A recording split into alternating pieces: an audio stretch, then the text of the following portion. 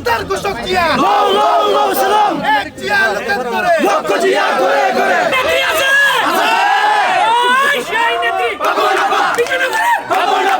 বিগত সময়গুলোতে দেখলাম সাংগঠনিক অবস্থা খুবই খারাপ।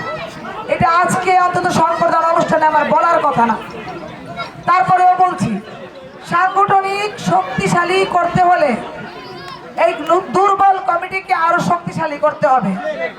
ইউনিট কমিটি দিতে হবে, ওয়ার্ড কমিটি দিতে হবে, ইউনিয়ন কমিটি দিতে হবে, তাদের সাথে বসতে হবে, তখন এই প্রটোকলটা আসবে। কে সিনিয়র কে জুনিয়র, কোথায় চেয়ারে বসা যায় কোথায় বসা যায় না। বিগত সময়ে আমি ব্রাহ্মণবাড়িয়া জেলা বিএনপিতে সেটা দেখেছি। আমি ওটা নিয়ে কথা বলতে চাই না, এখন শুধু বলবো আপনারা যারা এই সরাইল আশুগঞ্জবাসী এবং বিজয়নগর আংশিক বিজয়নগরবাসীরা আছেন, বাংলাদেশ জাতীয়তাবাদী দলের মান রক্ষার্থে আপনারা সাংগঠনিক নিয়মকানুন অবশ্যই মানবেন। সাংগঠনিক নিয়মকানুন না মানলে পরিস্থিতি বিশৃঙ্খল হয়ে যায়, এটা সবার জন্য দুঃখজনক। তবে আমি আজকে দুইটা কথা দিচ্ছি। এক, বিজয়নগরের মাটিতে যত ধরনের উন্নয়ন দরকার আমি আমার সাধ্য মতো করে যাব। আর দুই, সংগঠন করতে হলে বেয়াদবি চলবে না। সংগঠন করতে হলে আপনার রুলসের মধ্যে থাকতে হবে, সাংগঠনিক নিয়মের মধ্যে চলতে হবে। সংগঠন যদি আপনি করতে চান, সংগঠনে সিনিয়রদেরকে মূল্যায়ন করতে হবে। আপনি কোনোভাবেই নিয়ে করে রাজনীতি করতে পারবেন না। আপনি যখন মঞ্চে বিশৃঙ্খলা করবেন, একটা সময় আপনি এই সমাজে বিশৃঙ্খলা করবেন, আপনি দেশে বিশৃঙ্খলা করবেন। অতএব আমরা একটা জিনিস যেন ভালোভাবে মনোযোগ দিই। আজকে সারাদিন মনির ভাই অনেক কষ্ট করেছেন, এটা ব্যাখ্যা করার মতো না।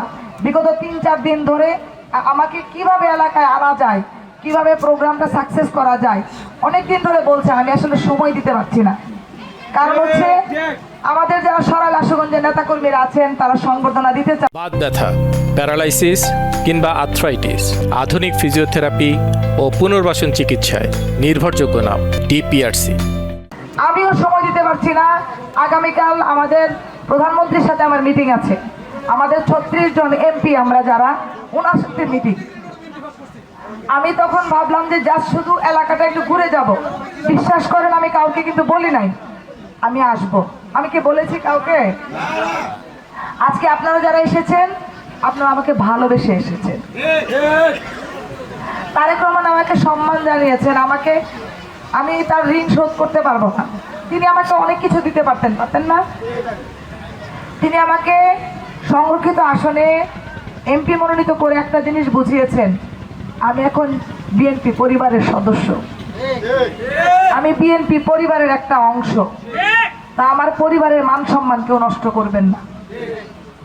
আমিও আপনাদের পাশে থাকব, এই নিয়মের মধ্য দিয়ে যেন আপনারা চলতে পারেন, এবং এলাকার উন্নয়ন আমি সব সময় আপনাদের পাশে থাকব।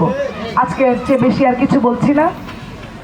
আমার এলাকায় হিন্দু মুসলমান সমান, অধিকার সমান, তাদের প্রতি আমার দায়িত্ব সমান।